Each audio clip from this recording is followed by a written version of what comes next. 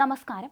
അമേരിക്കയോട് bunker ബാസ്റ്റിക് ബോംബുകൾ ആവശ്യപ്പെട്ടുകൊണ്ട് ഇറാന്റെ ആണവശേഷിയുടെ പ്രധാന ഭാഗം ഭൂഗർഭ കേന്ദ്രങ്ങളിലാണ്. ഇത് തകർക്കുന്നതിനായുള്ള ബങ്കർ ബാസ്റ്റിംഗ് ബോംബുകളാണ് ഇസ്രായേൽ ആവശ്യപ്പെട്ടിരിക്കുന്നത് എന്നാണ് വിവരം. അതേസമയം നിലവിൽ അമേരിക്ക ഇത് നൽകിയിട്ടില്ല. അമേരിക്കയുടെ 30 ഏരിയൽ ഇന്ധന ടാങ്കുകൾ സംഘർഷ മേഖലയിലേക്ക് എത്തിയെന്നാണ് ഒടുവിൽ പുറത്തുവരുന്ന റിപ്പോർട്ടുകൾ. ഇസ്രായേൽ യുദ്ധവിമാനങ്ങൾക്ക് ആകാശത്ത് ഇന്ധനം നൽകാനാണ് ഇവയെന്നാണ് സൂചന. എന്തായാലും മധ്യപൂർവ്വ ദേശത്തുള്ള US സൈനികരുടെ സുരക്ഷ കണക്കിലെടുത്താണ് നീക്കമെന്ന് US പ്രതിരോധ സെക്രട്ടറി പീറ്റ് ഹെഗ്സെത്ത് പറഞ്ഞു. മധ്യപൂർവ്വ ദേശത്ത് USന്റെ 40,000 സൈനികരും വ്യോമ പ്രതിരോധ സംവിധാനങ്ങളും പോർവിമാനങ്ങളും യുദ്ധക്കപ്പലുകളുമുണ്ട്.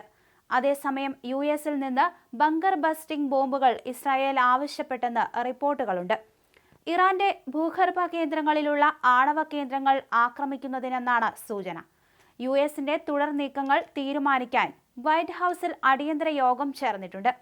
ഇറാനിലെ 10ലേറെ ആണവ കേന്ദ്രങ്ങൾ തകർക്കുന്നതിന്റെ വക്കിലാണ് തങ്ങളെന്ന് ഇസ്രായേൽ പറഞ്ഞു.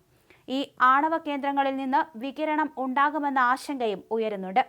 ടെഹ്റാനിലെ ആണവ കേന്ദ്രങ്ങൾക്ക് നേരെയുള്ള ആക്രമണം സൃഷ്ടിക്കുന്ന വികിരണം ജനങ്ങളുടെ ആരോഗ്യത്തെയും പരിസ്ഥിതിയെയും ബാധിക്കുമെന്ന് ലോകാരോഗ്യ സംഘടന ആശങ്ക രേഖപ്പെടുത്തുകയും ചെയ്തു. ഇറാന്റെ മുഖ്യ ആണവ കേന്ദ്രമായ നതാൻസിൽ നിന്ന് റേഡിയോളജിക്കൽ കെമിക്കൽ മലിനീകരണത്തിന് സാധ്യതയുണ്ടെന്നാണ് WHO മേധാവി ടെഡ്രോസ് അഥനോം ഗബ്രിയേസസ് പറഞ്ഞത്. ഇറാനിലെ നിർണായക കേന്ദ്രങ്ങൾ വ്യോമസേന തകർക്കുമെന്ന് ഇസ്രായേൽ പ്രതിരോധ മന്ത്രി ഇസ്രായേൽ കാട്സ് ചൊവ്വാഴ്ച മുന്നറിയിപ്പ് നൽകിയിരുന്നു. എന്തായാലും നതാൻസ് ആണവ കേന്ദ്രത്തിലെ ഭൂഗർഭ ഭാഗത്ത് ഇസ്രായേൽ വ്യോമാക്രമണത്തിൽ നേരിട്ടുള്ള ആഘാതമേറ്റു എന്നാണ് രാജ്യാന്തര ആണവോർജ ഏജൻസി സംശയം പ്രകടിപ്പിക്കുന്നത്. ഇറാന്റെ സമ്പൂർണ്ണ കീഴടങ്ങൽ ആവശ്യപ്പെട്ടുകൊണ്ട് തന്നെ ട്രംപ് രംഗത്തെത്തുകയും ചെയ്തു.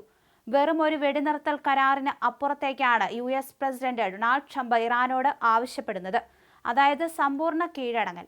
ആണവ പദ്ധതിക്ക് പൂർണ്ണ വിരാമമിടുകയെന്നതാണ് ട്രംപ് ഉദ്ദേശിക്കുന്നത്.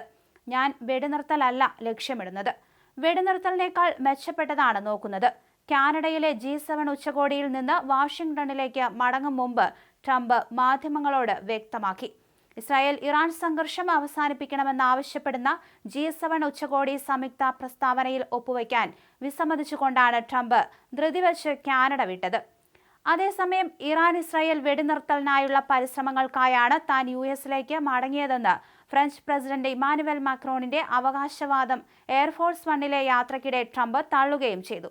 പബ്ലിസിറ്റിക്ക് വേണ്ടിയുള്ള പ്രസ്താവനയൊന്നും മാക്രോൺ നല്ല വ്യക്തിയാണെങ്കിലും പറയുന്നത് പലപ്പോഴും ശരിയായ കാര്യങ്ങളല്ലെന്നും ട്രംപ് കുറ്റപ്പെടുത്തി.